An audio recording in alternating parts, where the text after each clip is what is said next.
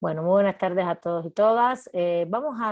Vamos a ir terminando ya la unidad uno, que es muy importante porque justamente eh, en la unidad uno necesitábamos seguir profundizando o viendo de la filosofía del derecho y la epistemología del derecho en el capítulo 1 y 2. Pensé yo darles todo esto rápidamente en las 4 horas que tenemos de clase. Tenemos una, pero no importa, está bien.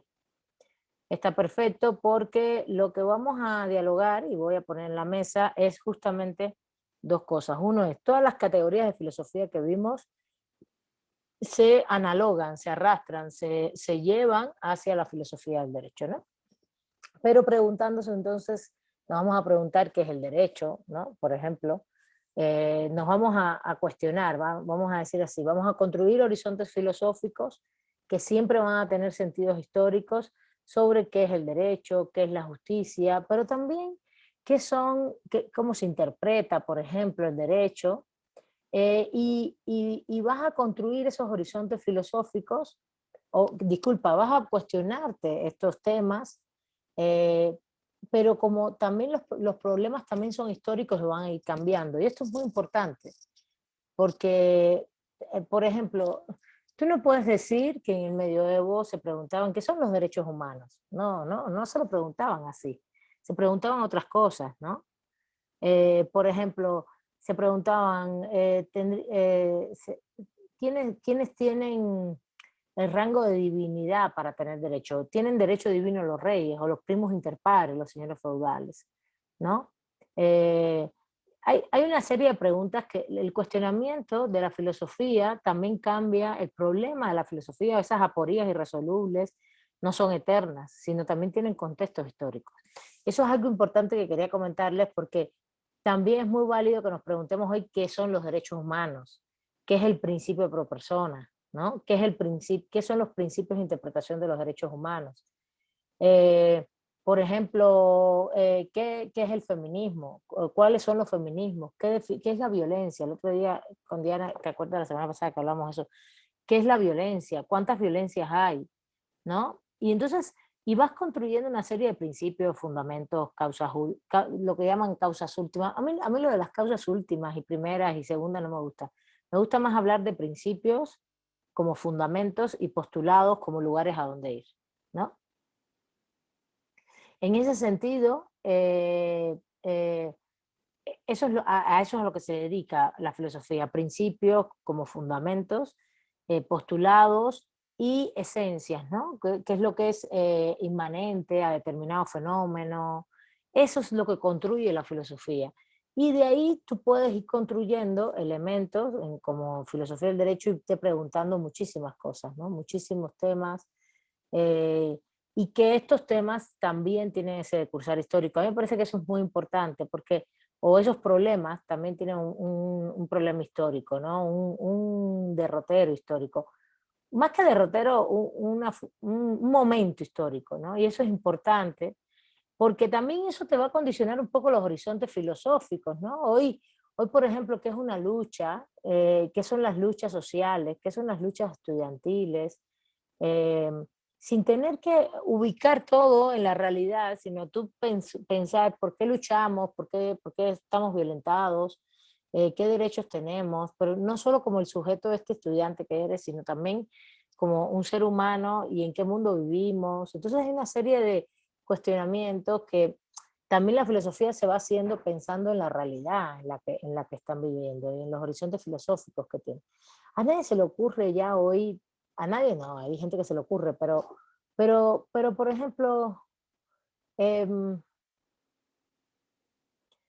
hay un momento en que tú dices, en que tú escuchas de un grupo social que reprime en una comunidad política que se reprime la libertad de expresión, ¿no?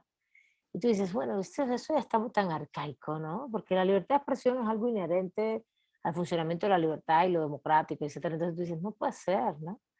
Pero claro, tiene límites y los límites van a ser, están vinculados a la dignidad de las personas, a la dignidad del otro, de la otra, de enfrente.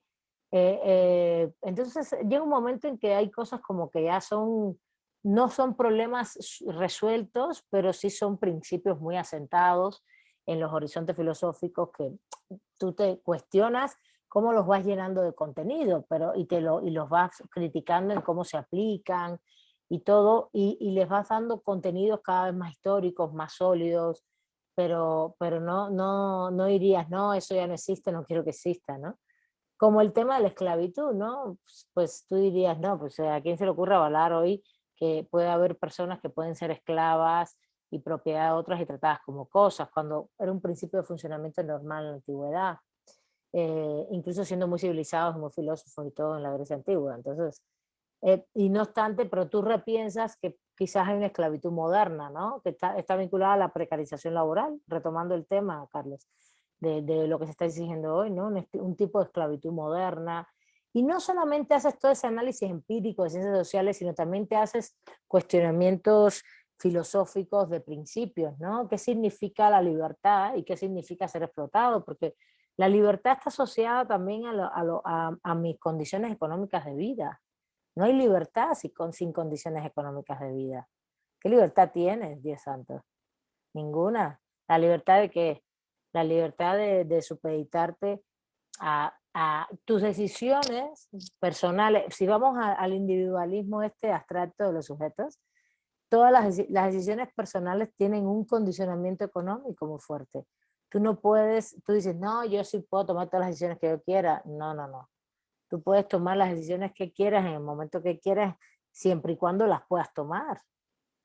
Ah, mañana mismo me voy a la Antártida y voy a empezarles a dar clases de allá porque yo quiero ir a la Antártida y vivir allá y ya no me gusta México, entonces, no, me voy a Nueva York, me voy a Nueva York, a Manhattan, tan bonito, me encanta Manhattan, a vivir en ese, frente a Central Park, sí, ajá, ¿y qué más? Vamos, ¿con qué, con qué cuenta la cucaracha? Diríamos, diríamos con qué condiciones económicas, incluso condiciones económicas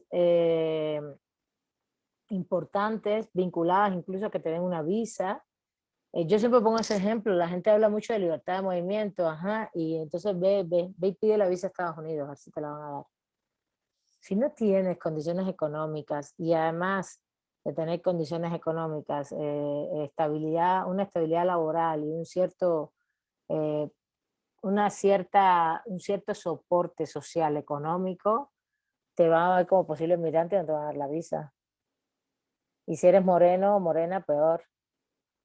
Por Dios, los he visto yo en la Embajada de Estados Unidos, así, delante de mis chicos, claro que quieren ir a trabajar y hacen el esfuerzo por ver si pueden conseguir visa, porque tampoco son chicos que están para brincar ilegalmente, ni mucho menos, ¿no? Sino quieren ver si buscan un poquito de desarrollo allá y les han dicho no. Delante de mí he visto, mi familia es de la frontera de Mexicali, mi familia mexicana es de la frontera de Mexicali. Y nosotros pasamos, bueno, desde que estamos juntos, mi esposo y yo hace 18 años, pasamos la frontera, vamos, venimos. Bueno, no, mentira. Hace 18 años no, cuando ya tuve la ciudadanía mexicana y cuando me dieron la visa. Antes no. Antes evidentemente no, porque como cubana no me iban a dar la visa. Después las empezaron a dar y ya después Trump las volvió a quitar a los cubanos. Y ahora tienen que rehabilitar de nuevo que las den, pero yo la tengo como mexicana. Y cuando pasábamos siempre, por ejemplo, si queríamos ir, no sé si saben que para pasar la frontera terrestre, si te quieres ir un poco más allá a Los Ángeles, es Mexicali, es Baja California, si quieres pasar, son 50 kilómetros, creo, 25, algo así que puedes estar.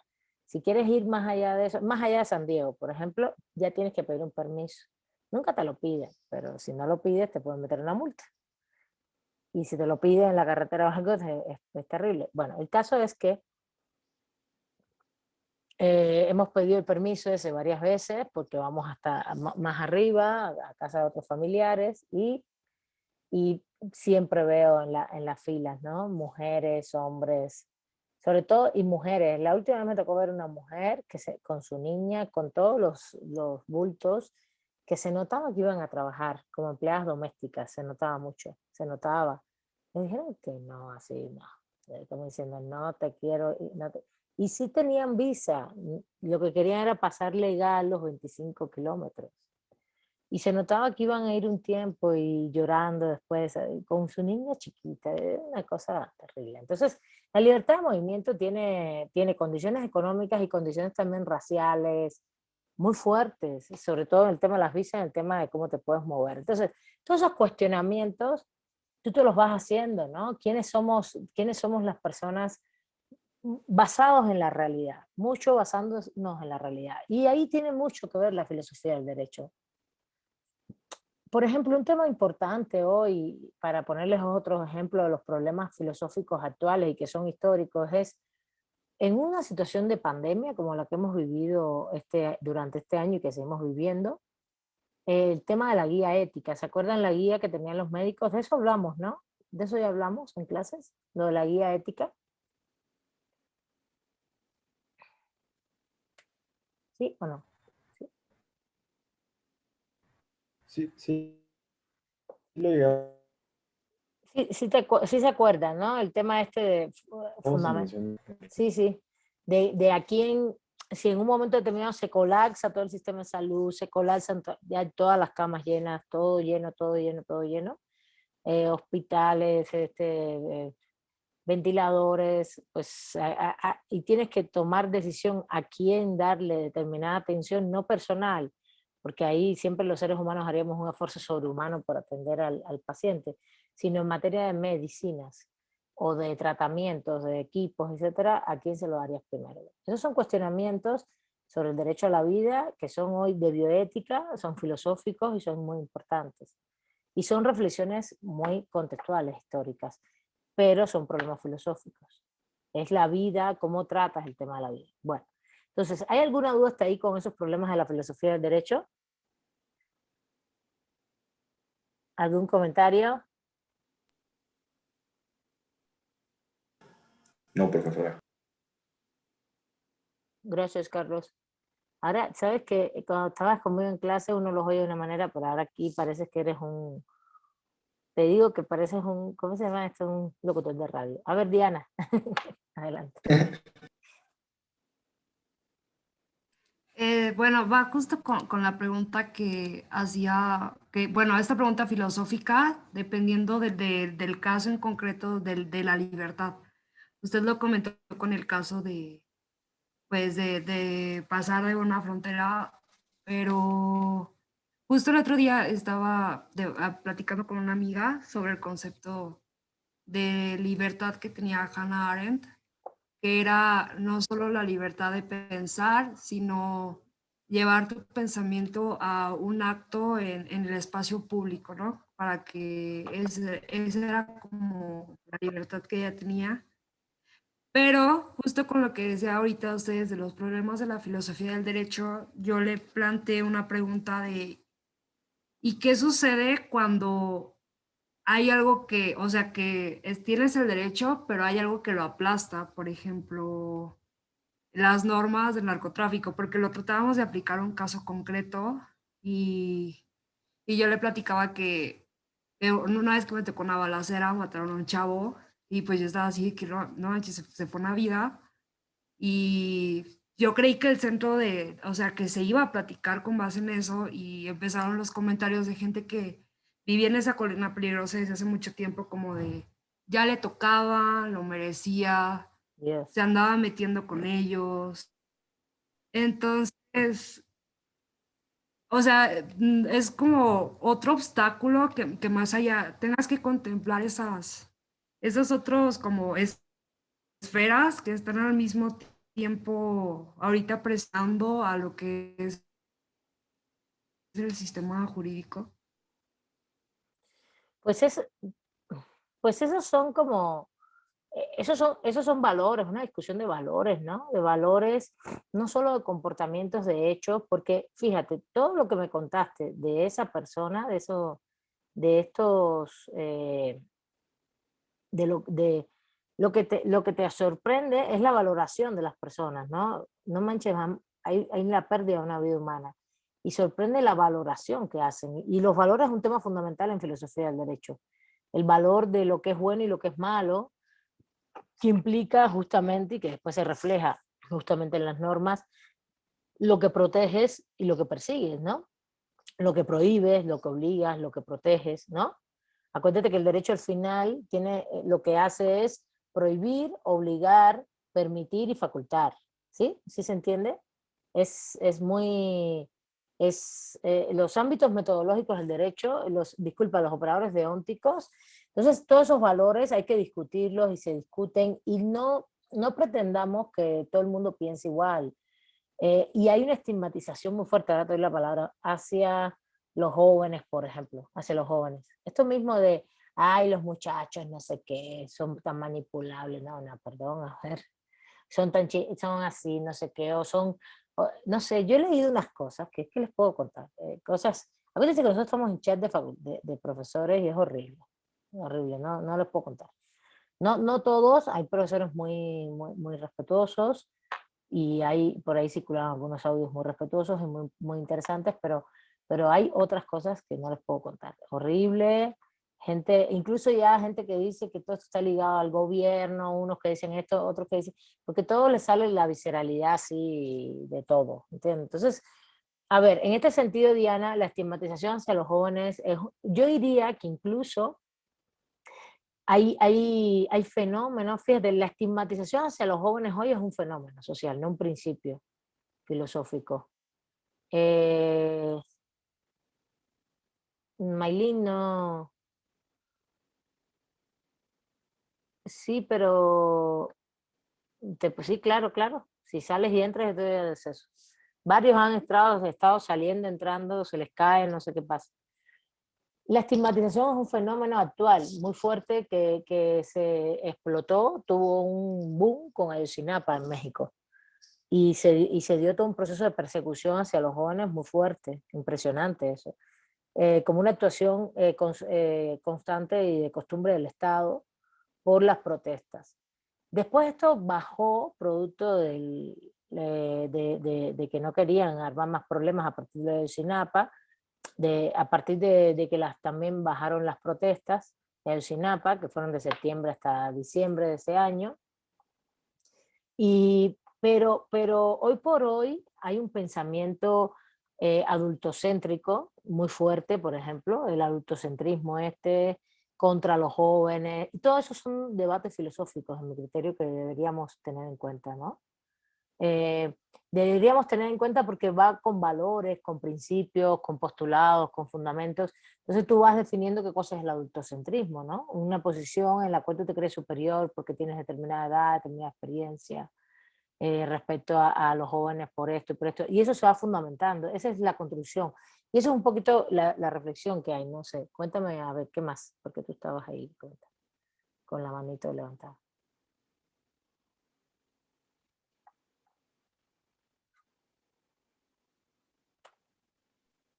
Sí, es que en las preguntas que nosotros que ahorita estamos llevando filosofía del derecho, cuando nos planteamos, por ejemplo, justicia o libertad, o pues sí, ese tipo de valores, es correcto que tú al tener así como de qué es la libertad, metas condiciones, o bueno, o lo que estudiaría más bien la sociología, como este fenómeno que es el narcotráfico, por ejemplo, no sé, Mm. Ya si, te si la entendí, mamá del chavo ya que te entendí. mataron.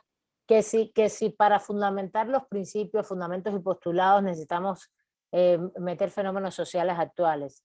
No, yo creo que sí. A ver, y ahí entramos en las dos posiciones filosóficas básicas, epistémicas, vamos a decir, más que filosóficas, epistémicas, que tendría que ver con el segundo texto. En el primer texto se aborda qué va a ser la filosofía del derecho. Este manual, siendo Jesús Antonio una persona crítica, es bastante tradicional en sus dos capítulos. Pero es como muy sencillón, así tradicional, pero yo les voy a comentar algo muy claro, ¿no? Eh, a ver, primero hay que entender que hay tres niveles de conocimiento. No sé si eso lo conversamos, ya lo hemos conversado. Sí, no, ¿verdad? ¿Que hay tres niveles de conocimiento? No, del derecho. No, profesora. esto es importante. Les voy a compartir, a ver. De hecho lo dice el autor ahí como nivel, lo dice como nivel normativo, social y ético. Yo le llamaría más bien como niveles, él lo llama como los 3 órdenes. Dice, para aprender la esencia del derecho, a aprender con H, ¿no? La esencia del derecho, determinar sus primeros principios o razones últimas, es preciso considerarlo sucesivamente en relación con cada uno de los 3 órdenes de los cuales participa. Yo diría que hay como 3 niveles de conocimiento del derecho, yo lo diría así. Hay un nivel de conocimiento que es el empírico. Esto es muy importante porque así, esto los va a ayudar a ustedes mucho para definir cómo trabajar el derecho, ¿no? El empírico, que tendría que ver con los fenómenos sociales, evidentemente, fenómenos sociales jurídicos o sociojurídicos, y donde entran las ciencias sociales, donde entra todo el tema de las ciencias sociales, la investigación cualitativa, cuantitativa, ¿no? Todo el tema del método científico. Acuérdense que en las ciencias sociales se usa el método científico, no más que aquí tú tienes que hacer un proceso de interpretación muy amplio de que el método científico, hipótesis, comprobación empírica, conclusión. En las ciencias sociales jamás llegamos a leyes científicas porque nunca vas a tener un axioma único. Y por último, y lo otro muy relevante y muy importante, es el tema de que, espérense, que es que el nivel de uso del método científico a nivel de método científico, a nivel de, ¿cómo se llama esto? De las ciencias sociales, implican más bien investigaciones. Y en el derecho, para mí el derecho es una ciencia social, que puede ser investigada perfectamente con investigaciones cualitativas, cuantitativas y analíticas, que las que llevan, pues evidentemente cuestionarios, entrevistas, etnografías, historia de vida, todo lo que se hace en el ámbito de la sociología jurídica, la antropología jurídica. Las cuantitativas es parte de la sociología jurídica, tiene que ver ya con datos mucho más fuertes, demográficos y eso, que realmente en el derecho es difícil que alguien se ponga a hacer una investigación cuantitativa, porque es como hacer una encuesta. Se puede hacer, se puede hacer. Sí, no, mentira, sí se puede hacer. Por ejemplo, para medir pobreza, la famosa pobreza multidimensional, y vincularla a los derechos humanos. Y eso puede ser una investigación, y se hacen encuestas, y se preparan las encuestas. ¿Saben quién hace esto? Coneval. El Consejo Nacional de Evaluación. Y cualitativas, todo el sector de antropología y sociología jurídica crítica. Y te hacen muchísimas investigaciones cualitativas con encuestas, con encuestas no, la encuesta siempre es macro y es cuantitativa. Lo que uno hace cuando hace una tesis y este tipo de investigaciones o de un grupo de investigación son cuestionarios, entrevistas, etnografías, historias de vida. La etnografía es más de antropología, igual que la historia de vida se usa más en antropología. Se puede usar en sociología, pero los antropólogos se dedican más a objetos mucho más específicos. Se meten a una comunidad y en la comunidad van tratando de ir descubriendo en la comunidad relaciones jurídicas, sociales y describiendo toda esa realidad. Y las analíticas llevan toda la técnica documental. Todo lo que he hablado hasta aquí son técnicas, ¿vieron? Es el método, para que los que sepan metodología, este es el método, y la técnica es lo que viene después de... Bueno, Coneval es la institución que hace lo de las encuestas, vamos a ponerla así. Encuestas, y aquí vamos a poner cuestionarios.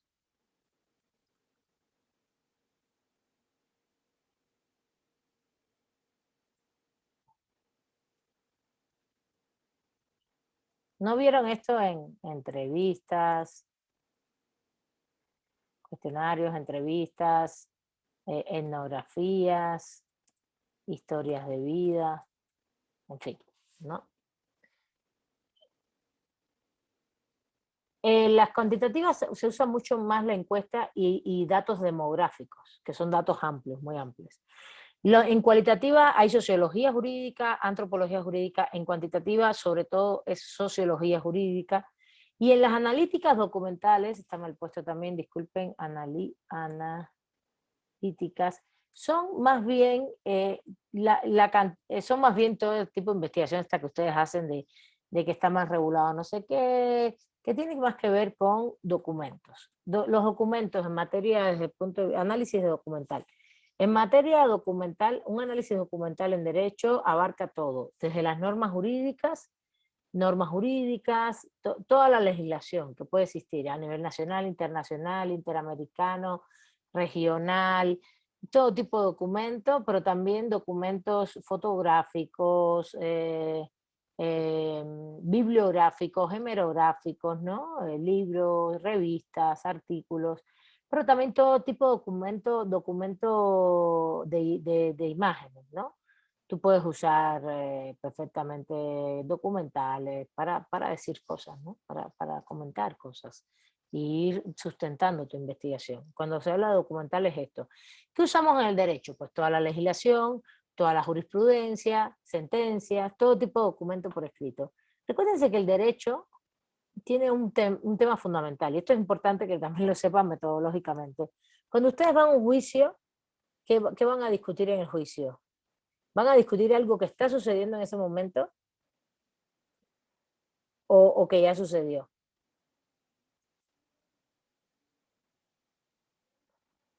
No sé, algo que ya Eh, a ver, miren, abra el micrófono, esperen un par de segundos y hablen, porque no se escuchó.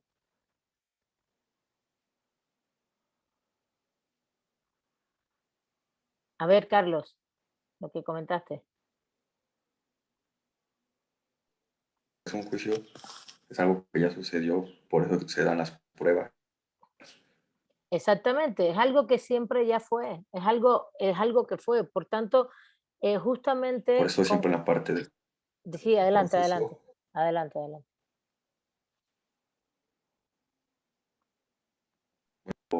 es como está cortando, pero no sé si me escuché que dije de las pruebas y que Sí, por eso se usa para las pruebas, intentan acercarse lo más posible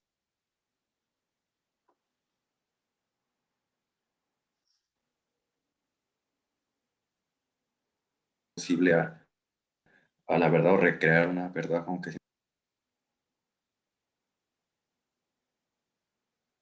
exacto, justamente, más o menos se te escuchó si se estaba cortando un poco, pero por eso hay pruebas, por eso uno se recrea lo que ha ido y estado pasando o lo que pasó previamente para probar cosas.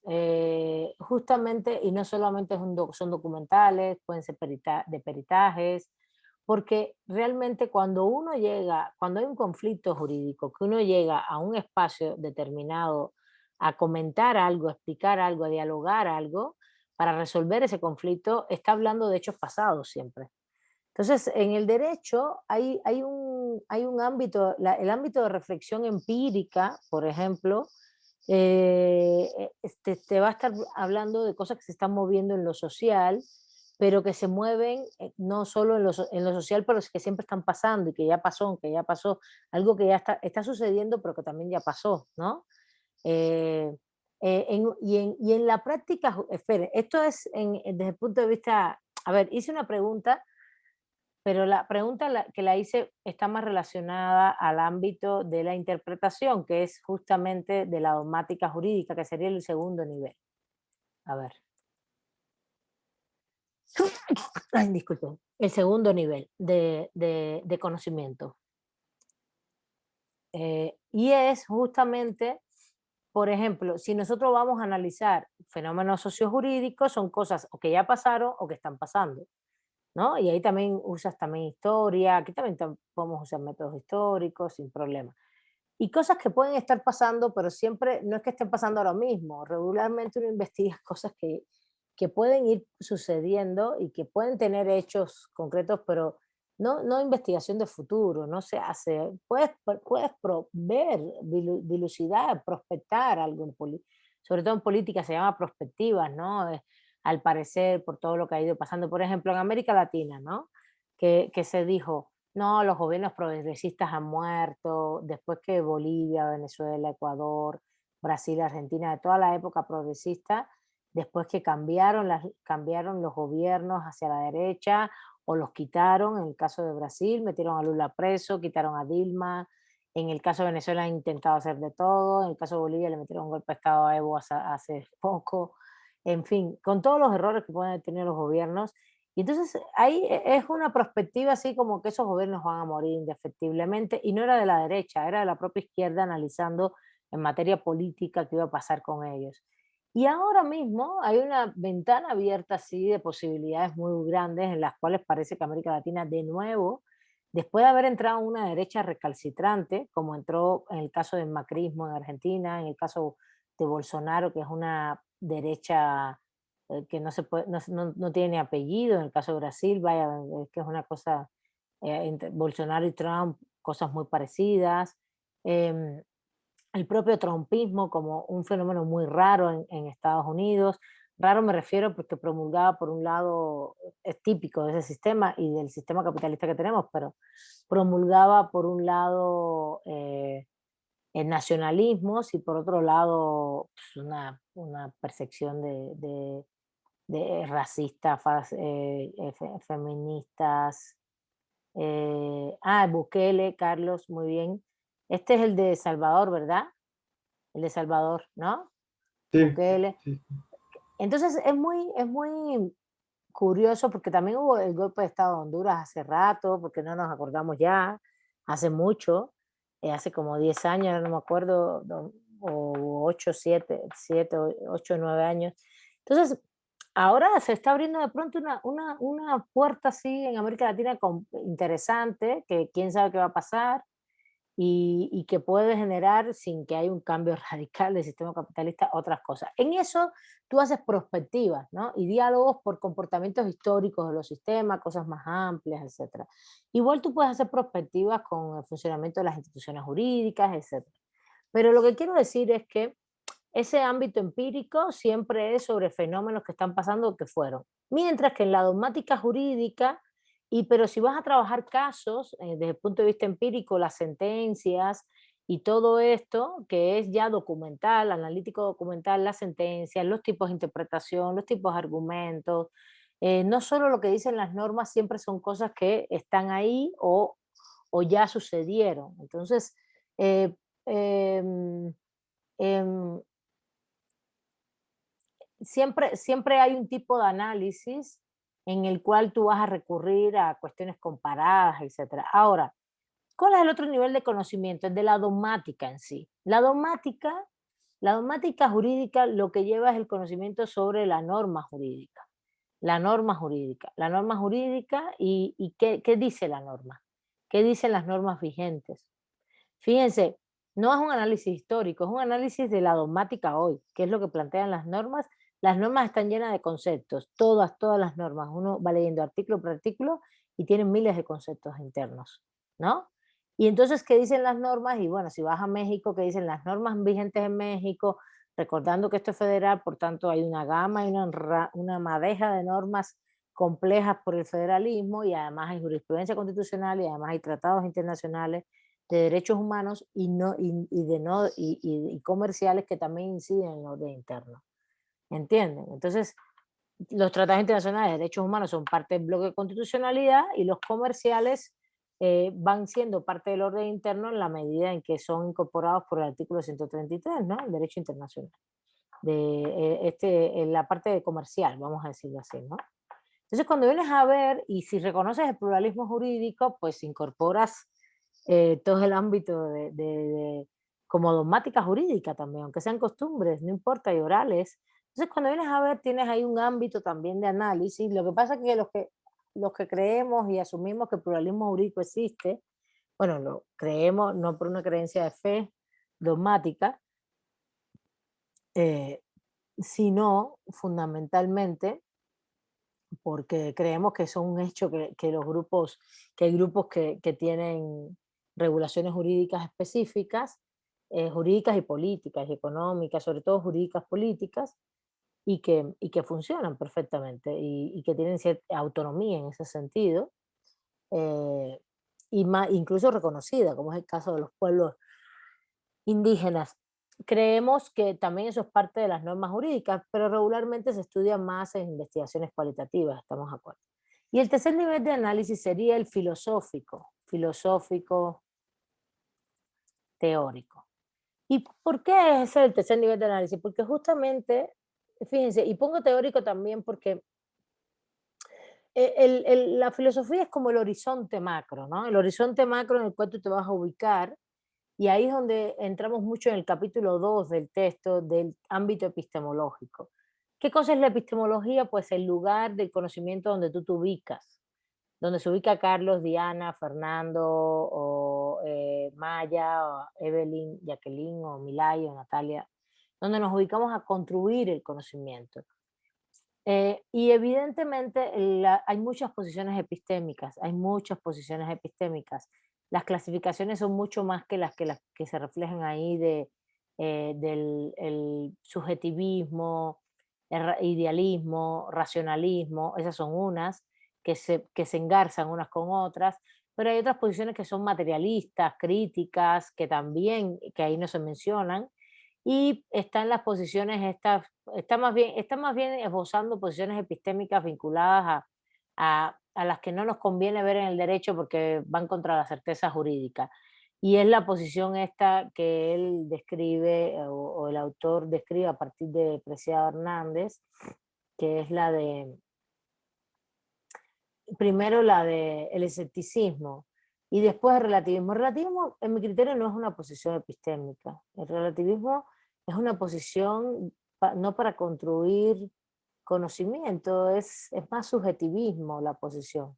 La posición es subjetivismo idealista y escepticismo. El relativismo es una posición que tiene que ver con que tú asumes que todo lo que se decida tiene una posición, es que hay determinados relativismos, hay relativismos absolutos, donde todo es relativo, entonces a partir de que todo es relativo, nada existe, que es el nihilista, y, y para mí no es una posición epistémica tan clara. Yo asumiría, las clásicas serían el escepticismo, el racionalismo, el subjetivismo, el idealismo, el objetivismo, el materialismo, el criticismo, son las clásicas, son las clásicas.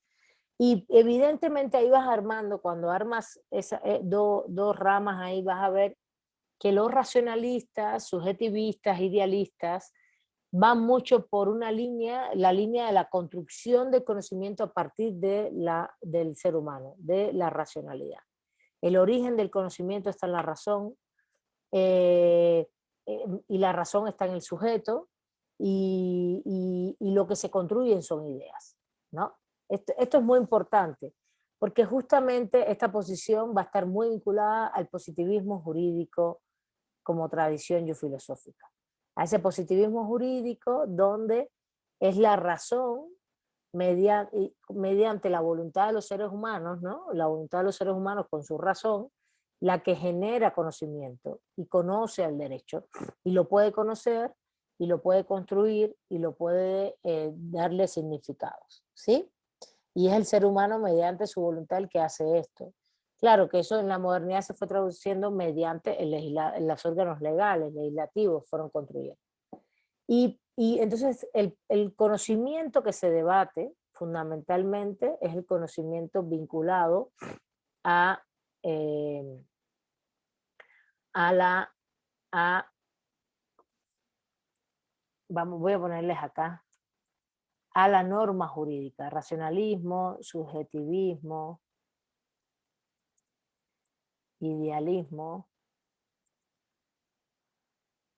a las normas jurídicas. El objeto de estudio es el derecho, pero el derecho como una construcción racional desde el sujeto y las ideas. ¿Sí van conmigo?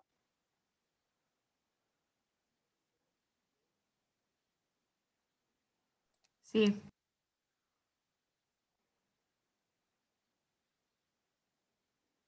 Mientras que hay una posición más bien material, crítica, objetiva, y que tiene un asidero empírico, fíjense, no es que sea empírica, pero tiene un asidero empírico, que también es una posición filosófica en la cual se ubica, por ejemplo, el pensamiento jurídico crítico.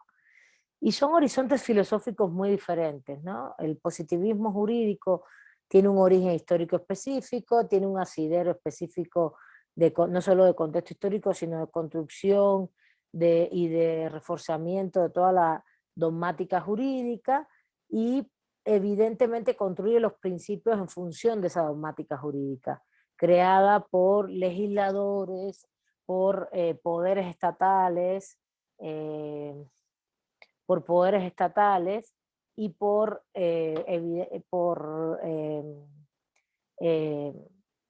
eh, eh, voluntades populares, soberanías populares. Bajo esos conceptos abstractos, ellos lo que van es analizando principios vinculados a esto, ¿no? Desde la racionalidad, la abstracción, desde el sujeto y mediante ideas. Y sí son, y la verdad, estas posiciones, no estoy diciendo que todos los subjetivismos y todos los idealismos son muy abstractos. Hay algunos muy existencialistas que parten de una subjetividad y, bueno, sigue siendo idealista, ¿no? Abstracta, de lo que cree un solo sujeto. Pero yo lo que estoy exponiendo aquí en la mesa, que hay dos grandes horizontes de sentido en la filosofía hoy. A ver, justnaturalismo hay, pero el justnaturalismo puede ser racionalista y puede ser histórico también.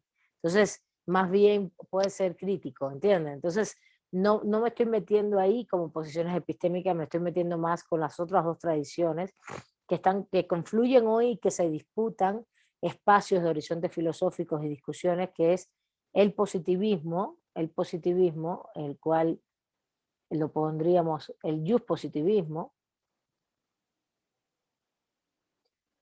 acá, y el pensamiento jurídico crítico como una posición material, crítica, objetiva, con cierto asidero empírico, que lo que hace, ustedes dirán, pero Milay, ¿y eso es filosofía? Sí, a partir de una reflexión racionalista, de buscar principios, postulados, reflexionar. El pensamiento jurídico crítico filosofa mucho, filosofa sobre la libertad, como decía Diana, ¿no?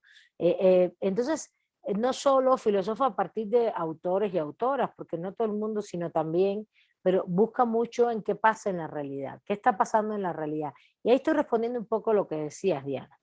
Hice todo este análisis para llegar a lo que me estabas preguntando. ¿Podemos usar la realidad? Claro que puedes usar la realidad. Desde un pensamiento jurídico crítico lo que haces es usar la realidad.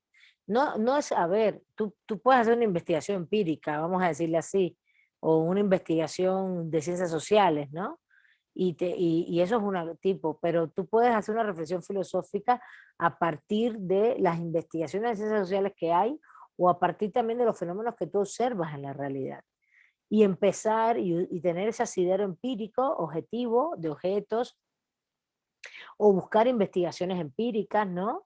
También conocer qué dice la dogmática jurídica, porque también la filosofía no obvia los otros dos niveles, el 1 y el 2, no, los mira, los observa, buscando qué hay dentro de esos tres niveles de conocimientos del derecho, buscando dentro de esos dos niveles para poder construir principios.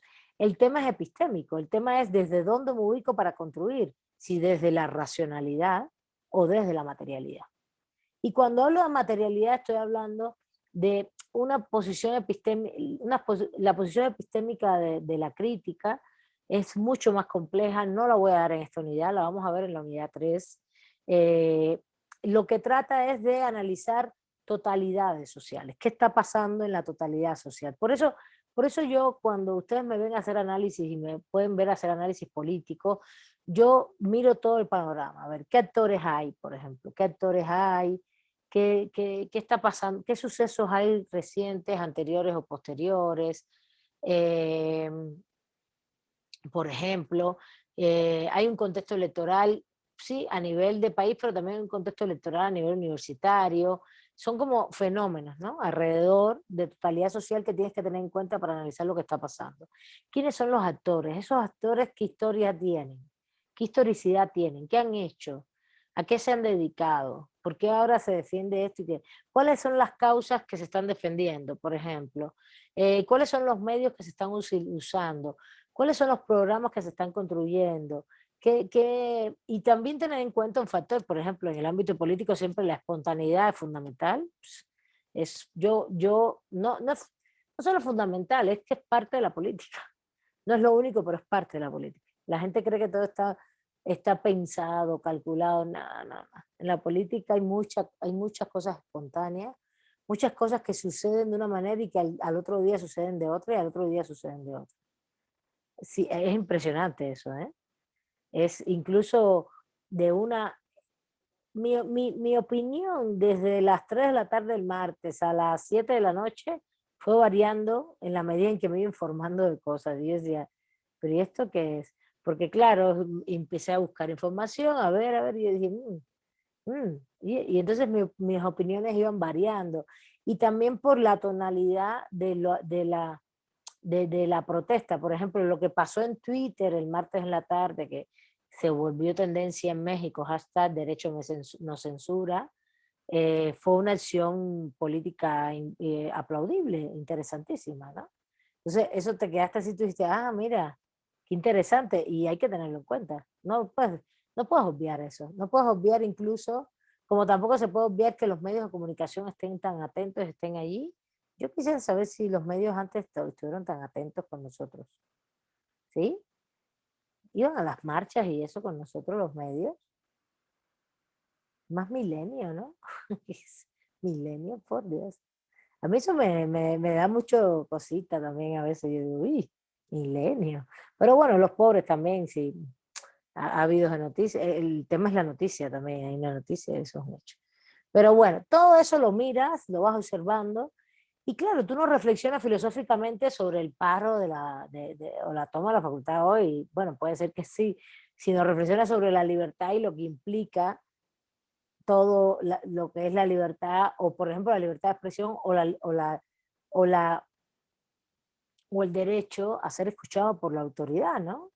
Y a que te respondan, a que no te minimicen, a que no te obvien, a que no te ninguneen, ¿no? Tú eres ciudadano, eres estudiante, eres un sujeto político y la autoridad tiene siempre la responsabilidad de responder, porque para eso es autoridad, para eso fue electo, designado, electa, designada, lo que fuere, ¿no? Ante los reclamos políticos. Y por eso escalan los reclamos políticos. No me escuchas, pues te tomo la facultad y así sucesivamente. Entonces, bueno, sí observas la realidad, Diana, claro. Sí usas los fenómenos para dialogar, claro que lo usas, ¿no? Y para hacer reflexiones teóricas, claro. ¿Y por qué pongo teórico filosófico? Porque dentro de esos grandes horizontes filosóficos que son estos dos, el positivismo y el pensamiento jurídico crítico, que para mí son dos grandes horizontes ya construidos hoy de filosóficos que están confluyendo y disputándose espacios en el mundo actual. El dominante sigue siendo el positivismo, pero ahí está el pensamiento jurídico crítico con sus muchas vertientes. Adentro hay muchas teorías. Son muchas las teorías. Por ejemplo, Hannah Arendt, republicana, liberal, acerca de los derechos, la libertad, ¿no? Muy interesante, pero en mi criterio demasiado liberal para mi gusto.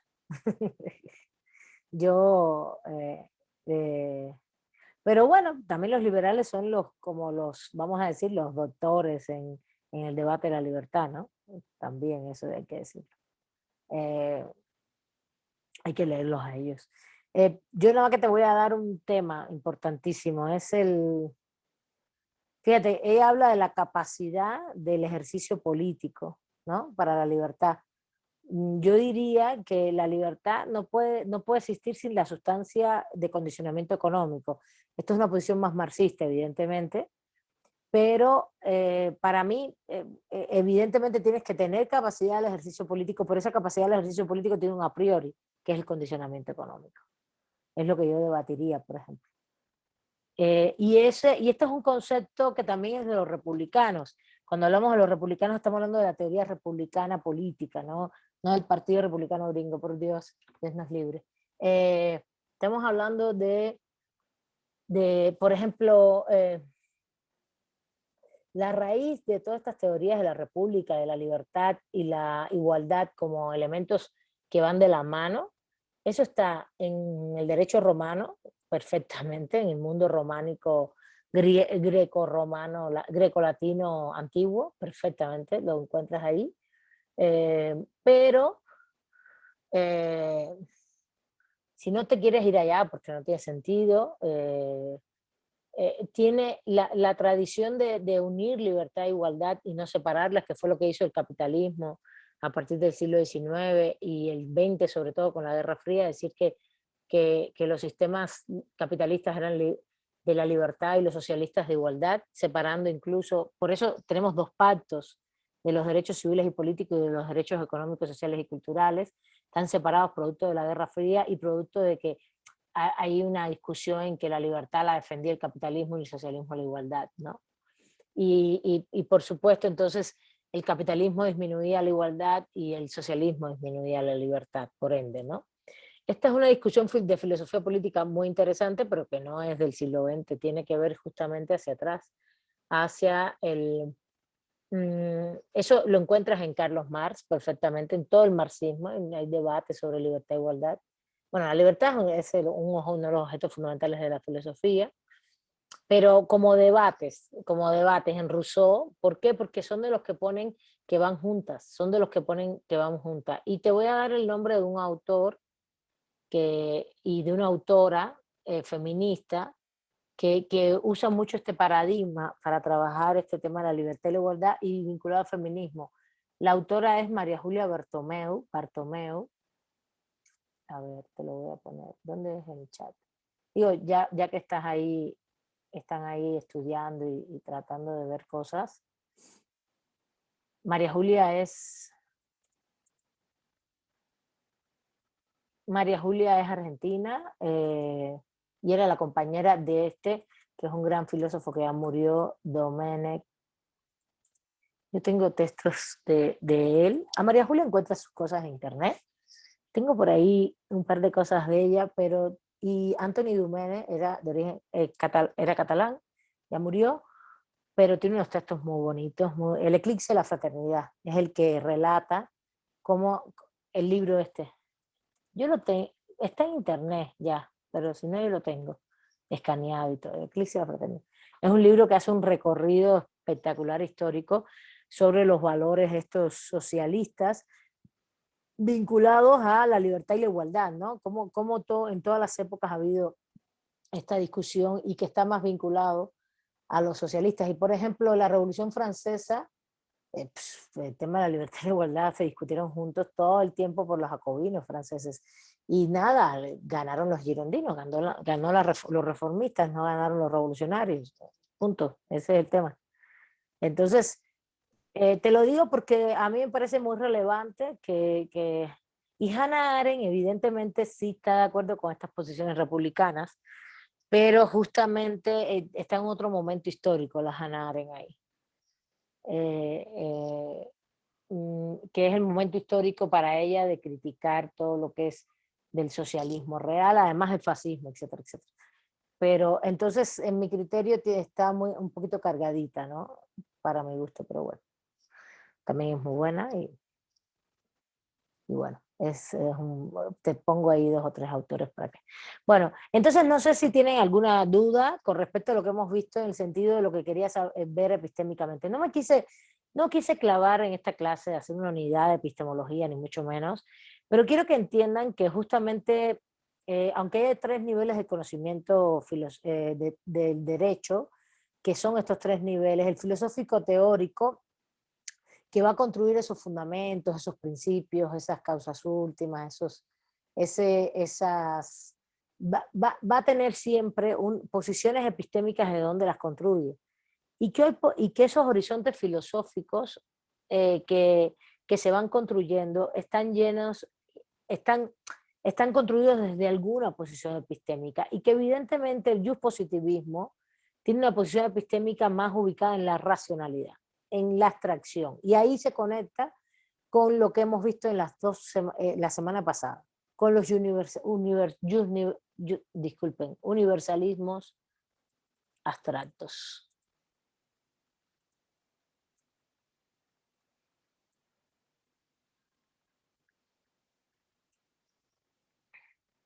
A ver, el positivismo hoy también ha avanzado mucho, ¿eh? Yo les tengo que decir y tengo que comentar que tampoco es que ellos se quedaron en el universalismo abstracto ahistórico, neutral, generalizable, ni mucho menos, sino es un tipo de universalismo abstracto que se ha ido, por ejemplo, ellos debaten hoy que son los derechos humanos, pero siguen construyendo abstracciones de la realidad, desde la razón. Entonces, ahí, fíjense, ese concepto que yo les digo de universalismo abstracto, que es el ahistórico, neutral, que es el concepto clásico, ha tenido una serie de tiene una reformulación hoy. Es como que lo que nos interesa es darnos cuenta que hay una construcción alejada de la realidad social y de la materialidad actual. Aunque estén debatiendo un concepto que tenga 200 años, 100 o 50, como es el de derechos humanos, ¿entiendes? No tiene que ser un concepto que ya estaba en... No es como el tema de la coerción que está presente en el derecho desde Egipto, desde que los hombres y las mujeres se asentaron en una comunidad alrededor de los ríos, ¿entiendes? No desde la antigüedad. No solamente es eso, sino que ya hoy también ya se ve esa abstracción como ese tipo de conceptos que están que están alejados de la realidad.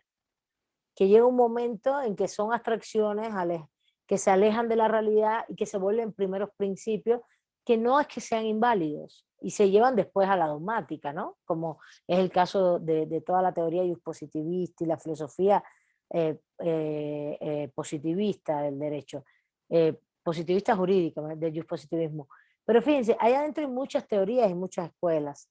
Por ejemplo, hay quienes hacen filosofía analítica, que es la que les interesa todo el estudio del lenguaje. Entonces estudian toda la estructura del lenguaje del derecho, ¿no? Toda la estructura del lenguaje del derecho. Y ustedes dicen, bueno, pero estudian la dogmática, no importa, pero van haciendo principios universales a partir de esa estructura lingüística y te hacen tratados de lógica jurídica y te hacen... Una cosa es hacer el análisis. Si tú haces un análisis de lógica jurídica de la Constitución mexicana, eso es una investigación metodológica analítica documental. ¿Vale? Aquí está.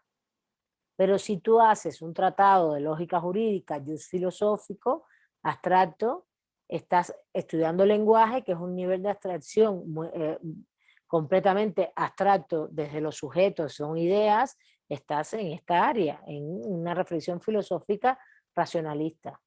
¿Está bien? ¿Sí se entiende? ¿Sí van viendo esto? Esto no es malo ni es bueno. Estoy hablando de dónde se ubican los conocimientos. Y si haces, por ejemplo, un tratado sobre argumentación jurídica, y como me preguntaba Diana, pero entonces no ubico los fenómenos, sí, es probable que para tú hacer el tratado de argumentación jurídica te hayas tenido que estudiar muchísimas sentencias para ir viendo cómo se iban conformando los argumentos. Pero a la hora de construir esos primeros principios, que son cómo se argumenta, cuáles son los principios de argumentación, que si la proporcionalidad, que si, por ejemplo, que si el test de proporcionalidad, que si la razonabilidad, etcétera, etcétera, pues vas haciendo un tratado que puede estar construido desde el racionalismo o no, depende, pero la argumentación jurídica tiene como una mezcla. La argumentación jurídica es como el positivismo ya más tardío, son las escuelas más actuales, que hay escuelas que son muy positivistas y hay escuelas que no, que tienen un anclaje más fuerte en lo empírico, en lo material, ¿no? Y aquí vuelvo al pensamiento jurídico crítico, al segundo punto, voy acá. También en el pensamiento jurídico crítico, estoy haciendo unas generalizaciones acá, porque no todo, por ejemplo, no toda investigación que tenga cierto asidero empírico objetivo tiene que ser crítica. Se asocian, pero no toda investigación con cierto asidero empírico tiene que ser crítica. Para que sea crítica, además de que sea de totalidad social, etcétera, tiene que tener otros elementos como intereses emancipatorios, intereses de cambiar la opresión. Eso no lo hemos visto todavía, no lo vamos a ver en esta clase todavía. Vamos a dejarlo hasta ahí, vamos a decir que son posiciones epistémicas diferentes, que justamente estos son dos grandes ejemplos, que la tradición juspositivista es más bien racionalista y la tradición crítica, la tradición de pensamiento jurídico crítico es más bien material crítica, pero vamos a dejar esa discusión epistémica, metodológica para la tercera unidad, que ustedes ya conozcan más bien todo el justnaturalismo, el positivismo y ya podemos entrarle y hacer la comparación, ¿no? Y van a ver que no solamente es un tema de asidero empírico y de realidad social, hay objetivos políticos, ideológicos en una investigación crítica, claramente. Uno tiene objetivos claros, derroteros claros. Mientras que los positivistas regularmente dicen que no tienen objetivos, pero sí los tienen. Ellos dicen que son neutrales, pero sí tienen objetivos.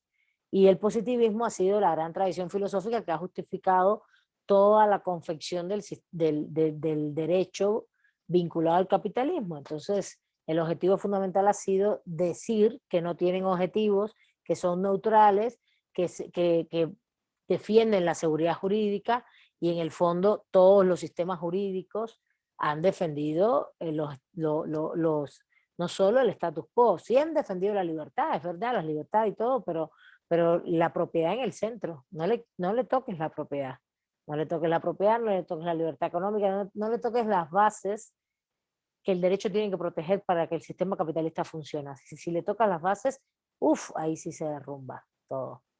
Y eso también ha sido función del positivismo jurídico. No crean que no.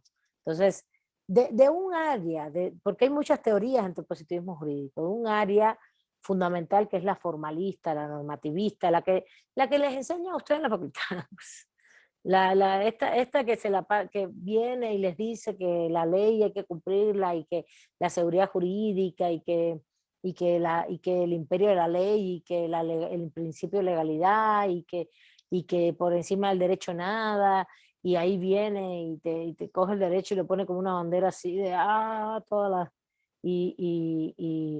y después va a un juzgado y si tiene que dar dinero para ganar su caso lo da, que es una actitud corrupta, o si tiene que en un momento, y si defiende intereses de grupos, los defiende por encima de todo, porque eso es lo que se hace en el derecho. El derecho funciona en función de grupos políticos, es un campo de disputa. Pues. El derecho en su actuación empírica, en su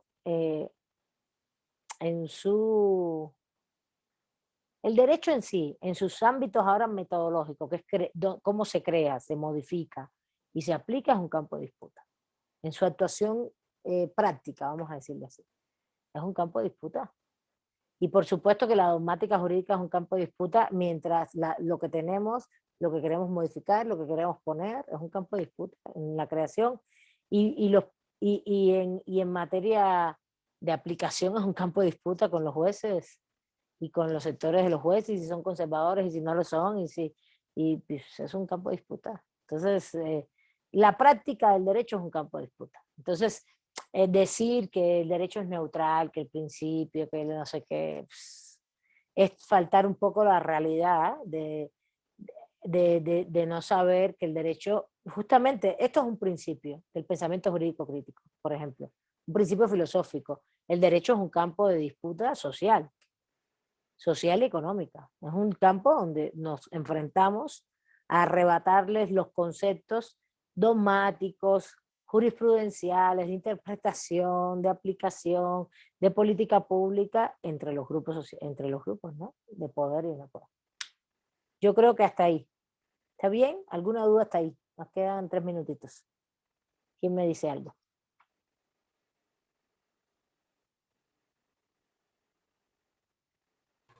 Maestro, yo tengo uno, o sea, este tema que usted menciona que se me hace muy interesante de que el derecho es un campo de disputa, vamos a profundizar un poquito más de él cuando tratemos la filosofía jurídica crítica, ¿no?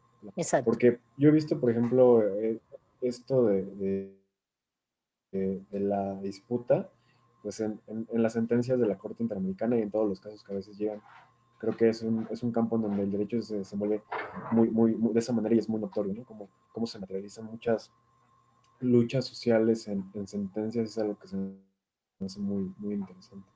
Sí, pero fíjate, ahí detrás el tema donde entra el pensamiento jurídico crítico es en los fines, ¿no? Porque puede haber una disputa entre, claro, de los movimientos sociales que van a la Corte Interamericana, logran meter el caso y está la disputa de los grupos y ahí se refleja en todo ese actuar en la sentencia. Pero ¿cuándo es crítica realmente? ¿Cuándo asume una posición crítica? Cuando la defensa y la línea, el resultado hacia donde uno va en la construcción. Claro, el pensamiento jurídico crítico, ese es un principio del pensamiento jurídico crítico, es para eliminar sistemas de opresión. Eliminar sistemas de opresión. Sistemas de opresión. Entonces, si un juez a mí me dice, no, porque el principio de legalidad por encima, mentira. En el pensamiento jurídico crítico, una de las cosas que decimos es, no es un tema de principio de legalidad, la legalidad tiene que estar supeditada a que tú entiendas que hay grupos de poder y que en esos grupos de poder hay un enfrentamiento tan atroz que nosotros tenemos que tratar de coadyuvar a que el que está en peor, en desventaja, se equilibre, se equilibre. Nosotros juristas, ese es el tema. Y no es un problema de que ahora por ser pobre puedes matar, no estoy hablando de eso, estoy hablando de disputas más de casos sociales, de derechos humanos vinculados al agua, a los recursos naturales, a esos casos, ¿no? En esos casos se puede asumir muy bien la posición crítica, ¿no? El que mata, mata y si se prueba, a no ser que sea legítima defensa, ¿no? Evidentemente. Y a no ser que sea en defensa de su pueblo también, que puede ser una legítima defensa, ¿no? Que hay un enfrentamiento, ¿no? Todo eso hay que documentar, pero cuando yo hablo de derechos humanos, ahí los derechos humanos, por eso ahí la perspectiva crítica es el que está en desventaja social y contra quién está luchando y cómo se está dando las condiciones de lucha. No solamente es el objeto de la disputa del derecho, ¿no? De si hay agua, si no hay agua, si le tengo que dar el agua, si la propiedad quién la tiene. No, eso es una disputa formalista, ¿no? ¿Quién tiene la propiedad? ¿Y quién tiene la concesión? ¿Y quién dio no sé qué? ¿Sí se entiende? Es una disputa formalista. La disputa de contenido sustancial, ¿no? ¿Qué poder hay? ¿Qué necesidades reales hay? ¿Cuánto hay? ¿Qué de verdad en este conflicto? Ese tipo de cosas.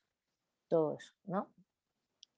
Y es justamente lo que un poco, ¿qué hace la filosofía jurídica crítica? Pues elaborarte unos principios para decirte, bueno, esta es la línea que tú tienes para que sepas cómo hacerlo en la práctica, ¿no? Que es un poco lo que vamos a ver. Sí lo vamos a ver en la unidad 3, con calma, ¿vale?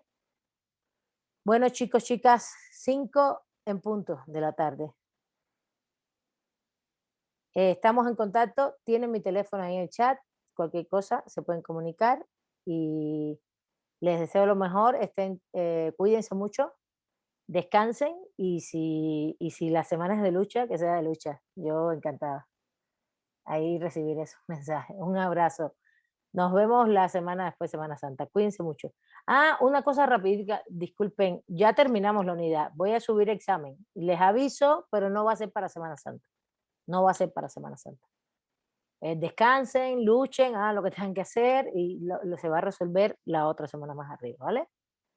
Pero es probable que lo suba y que es probable, a lo mejor no, a lo mejor lo hago después, ¿vale? Bueno, cuídense mucho, recuerden que todavía hay pandemia, cuídense mucho por ahí. Gracias, profesora. Igualmente. Gracias.